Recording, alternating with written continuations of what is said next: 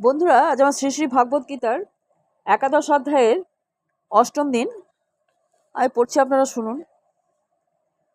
শ্লোক: কস্মাচ্চ তেন নবেরণ্যা হাত্তন গরীয়সে ব্রাহ্মণ হপাদিকত্রে অনন্ত দেবেশ জগন্নিবাস তমক্ষরং সদসত্তৎপরং যৎ।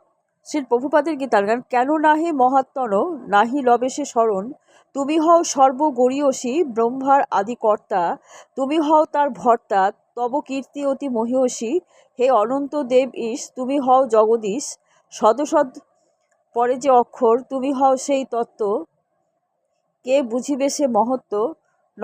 নহ তুমি ভৌতিক বা জড়। অনুবাদ: হে মহাত্মন, তুমি ব্রহ্মারও গুরু এবং আদি কারণ। হে অনন্ত, সকলে কেন তোমাকে নমস্কার করবেন না। হে জগন্নিবাস, তুমি সৎ ও অসৎ উভয়ের অতীত তত্ত্ব এবং তুমি সর্বকারণের পরম কারণ। তাৎপর্য: এইভাবে প্রণাম করার মাধ্যমে অর্জুন বুঝিয়ে দিচ্ছেন যে শ্রীকৃষ্ণ সকলের পূজনীয়, তিনি সর্বব্যাপ্ত এবং তিনি সকল আত্মার পরম আত্মা। অর্জুন এখানে শ্রীকৃষ্ণকে মহাত্মা বলে সম্বোধন করছেন, যার অর্থ হচ্ছে তিনি সবচেয়ে মহান এবং তিনি অনন্ত। অনন্ত বলতে বোঝাচ্ছে যে এমন কিছুই নেই যা ভগবানের শক্তির এবং ভগবানের প্রভাবের দ্বারা আচ্ছাদিত নয়। দেবেশ কথাটির অর্থ হচ্ছে তিনি হচ্ছেন সমস্ত দেবতাদের ঈশ্বর এবং তাদের সকলের ঊর্ধ্বে, তিনি হচ্ছেন সমস্ত বিশ্ব চরাচরের আশ্রয়। অর্জুন এটাও বুঝতে পেরেছিলেন যে সমস্ত সিদ্ধ মহাপুরুষ এবং অত্যন্ত শক্তিশালী দেবদেবীরা যে ভগবানকে তাদের সশব্দ প্রণাম নিবেদন করছিলেন তা খুবই স্বাভাবিক, কারণ তার চেয়ে বড় আর কেউ নেই। তিনি বিশেষভাবে উল্লেখ করছেন যে শ্রীকৃষ্ণ ব্রহ্মার চেয়েও বড়, কারণ ব্রহ্মা তার সৃষ্ট। ব্রহ্মার জন্ম হয় গর্ভদোষ সায়ী বিষ্ণুর নাভিপদ্ম থেকে উদ্গত কোমলের মধ্যে, এবং গর্ভদোষ সায়ী বিষ্ণু হচ্ছেন শ্রীকৃষ্ণেরই অংশ প্রকাশ। তাই ব্রহ্মা এবং শিব, যিনি ব্রহ্মা থেকে উদ্ভূত হয়েছেন, এবং সমগ্র দেবদেবীরা শ্রদ্ধাবন চিত্তে ভগবানকে অবশ্যই প্রণাম জানাবেন। শ্রীমদ্ ভাগবতে বলা হয়েছে ভগবান শ্রীকৃষ্ণ ব্রহ্মা, শিব আদি সমস্ত দেবদেবীদের পূজনীয়। এখানে অক্ষর কথাটি খুবই তাৎপর্যপূর্ণ, কারণ এই জড়জগতের বিনাশ অবশ্যম্ভাবী, কিন্তু ভগবান এই জড়া সৃষ্টির অতীত, তিনি হচ্ছেন সর্বকারণের পরম কারণ। তাই তিনি এই জগতের সমস্ত বদ্ধ জীব এবং এমনকি এই জড়া সৃষ্টির থেকেও গরিয়ান, তাই তিনি পরমেশ্বর ভগবান। শ্লোক: তমাদ্দি দেব পুরুষং পুরনাশ তমস্য বিশ্বস্য পরং নিধানম বেত্তাসি বেদ্যং চ পরং চ ধাম তয়া ততং বিশ্বমনন্তরূপ। শিল প্রভুপাদের গীতার গান। তুমি আদি দেব হও, সকলের সাধ্য নও, পুরাণ পুরুষ সভা হতে জগতের যাহা কিছু সম্ভব হয়েছে পিছু, স্থির এই জগৎ তোমাতে। তুমি জানো সব প্রভু সনাতন, তুমি বিভু, তুমি হও পরম নিধান, এই বিশ্ব তোমার দ্বারা ব্যক্ত হয়েছে সারা, অনন্ত সে তোমার বিধান।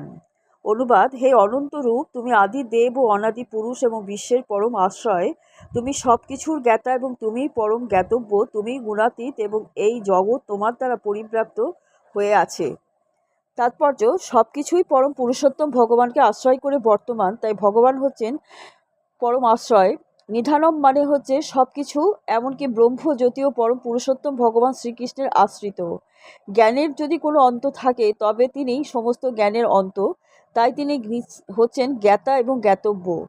সমস্ত জ্ঞানের বিষয়বস্তু হচ্ছেন তিনি, কারণ তিনি সর্বব্যাপ্ত, তিনি চিৎ জগতেরও পরম কারণ, তাই তিনি অপ্রাকৃত।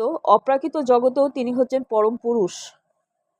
শ্লোক: বায়ুর্য মোহগ্নি বরুণং শশাঙ্ক প্রজাপতিস্তং প্রপিতামহশ্চ নমো নমস্তে হস্তু সহস্রকৃত্য পুনশ্চ ভুয়োপি নমো নমস্তে। শ্রী প্রভুপাদের গীতার গান। বায়ু, যম, বন্যী, চন্দ্র সকলের তুমি কেন্দ্র, বরুণ যে তুমি হও সব, তুমি হও প্রজাপতি, প্রপিতামহ সে অতি, যাহা হয় তোমার বৈভব। সহস্রেষে নমস্কার করি প্রভু বারবার, তোমার চরণে আমি ধরি, পুনঃ পুনঃ নমস্কার ভুয়ো ভুয়ো বারবার, কৃপা দৃষ্টি করো হে হরি, করো হে শ্রীহরি। অনুবাদ: তুমি বায়ু, যম, অগ্নি, বরুণ, চন্দ্র, প্রজাপতি, ব্রহ্মা, অতএব তোমাকে আমি সহস্রবার প্রণাম করি এবং পুনরায় পুনরায় নমস্কার করি।